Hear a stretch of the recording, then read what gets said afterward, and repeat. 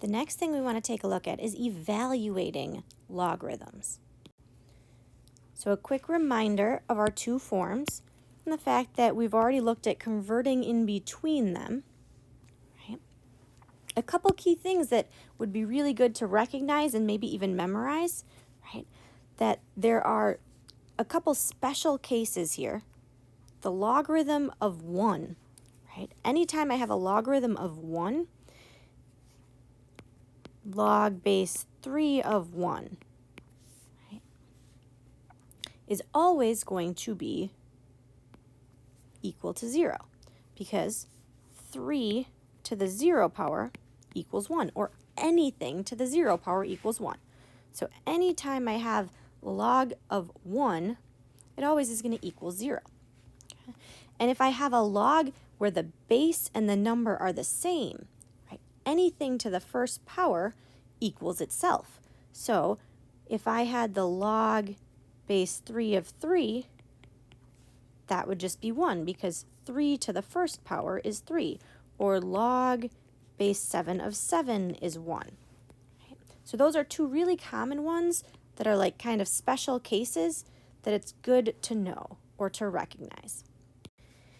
If we look at evaluating these log expressions without a calculator, right, that means thinking in terms of converting it to exponential form and figuring out 4 to what power equals 64, right?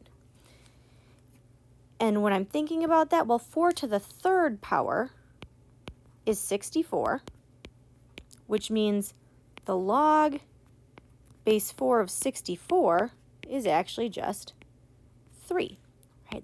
The logarithm is the exponent, right? So it always equals the power, right? So I just need to figure out what power I had here, right? And that's my answer to that logarithm. So in letter B, I'm asking myself, well, 5 to what power is 0.2?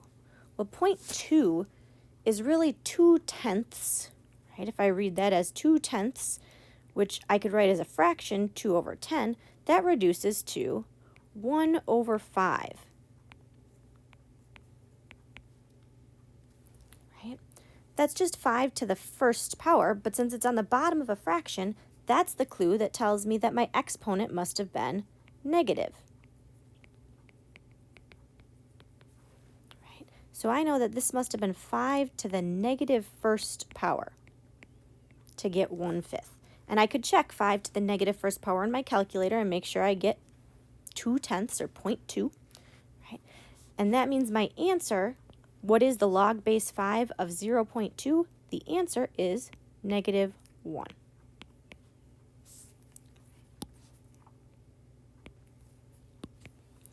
In letter C, the base is 1/5.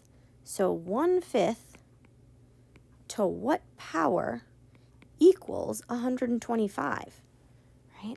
So now I can tell my fraction flipped over again because I went from a fraction to a whole number, right? So I know that this exponent is also going to be negative, right?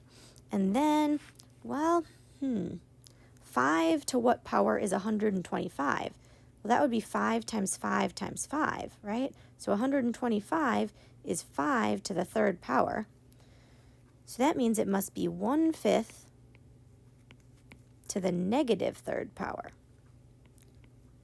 Right? And again, you could just try numbers in your calculator if it's not coming to you right away, right? But make sure that that's true. So then my exponent was -3.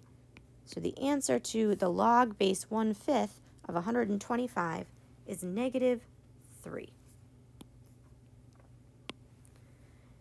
And the last one, the log base 36 of 6 means 36 to what power equals 6?